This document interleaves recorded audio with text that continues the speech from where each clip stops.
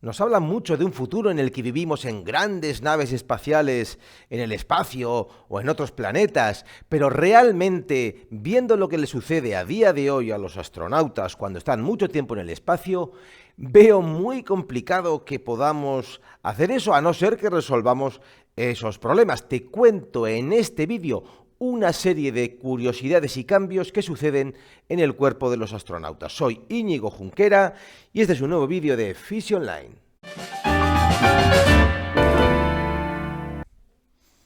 Vamos a ver 6 cambios del cuerpo de un astronauta, obviamente de un astronauta que está un buen tiempo en el espacio, para que esas diferentes condiciones con respecto a la Tierra vayan generando esos cambios.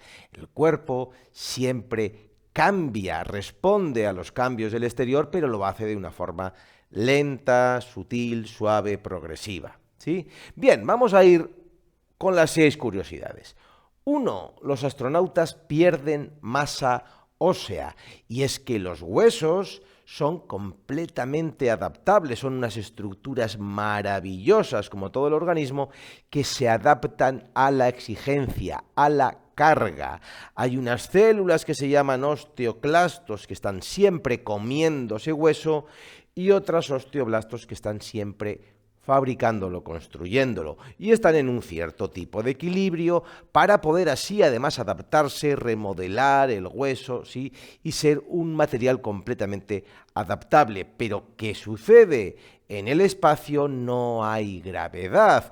Por más que hacen ejercicio, se ponen en máquinas que les aprietan y caminan simulando que estuvieran en la Tierra, eso solo sucede durante un pequeño espacio de tiempo, ¿sí? O un buen espacio de tiempo, pero es que luego hay un montón de horas donde están sin gravedad.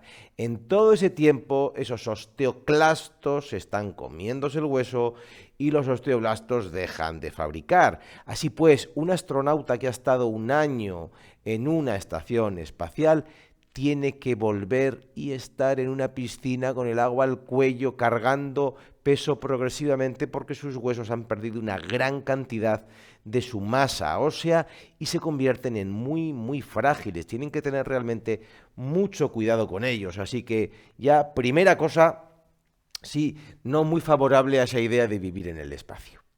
Segunda, los astronautas pierden masa muscular, un poco por el mismo motivo. Ya ves, aquí tienen en el espacio máquinas para hacer gimnasia, bicicletas con resistencia, para que, sí, estimular huesos, músculos, pero insisto, estos son ratos, sí, por más ejercicio que hagan, a no ser que estuvieran todo el día haciéndolo, siempre y cuando no estén haciendo esos ejercicios, todo lo que hacen es con resistencias muy bajas. Indefectiblemente van a perder también masa muscular. Los astronautas también por eso crecen, ¿sí? No precisamente que los huesos se hagan más largos, sino que todos los cartílagos, los discos, se dilatan, se hidratan. Esto casi podríamos verlo como una ventaja, como un beneficio, aunque tengo mis dudas de qué pasará por ahí, ¿sí? Porque la presión de los discos no es solo por la gravedad, sino por los propios músculos. Entonces, pero en general, como estos cartílagos y discos se hidratan, crecemos igual que crecemos por la noche, que estamos con menos gravedad y durante el día nos encogemos.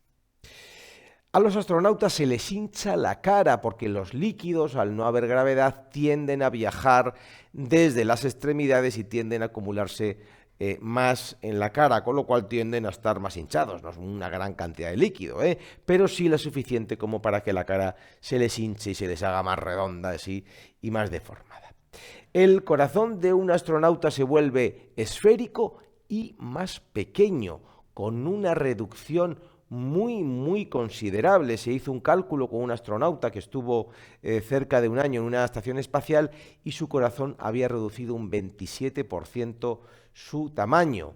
Esto tiene que ver nuevamente con la falta de gravedad. El corazón no tiene que bombear sangre venciendo esa gravedad, y entonces se atrofia. Por más que hacen ejercicio para mantener el sistema circulatorio y el corazón activo y para así estimularlo, la tendencia nuevamente es a la atrofia. y a tomar, por esa razón también de la falta de gravedad, esa forma más esférica. Y por último, a algunos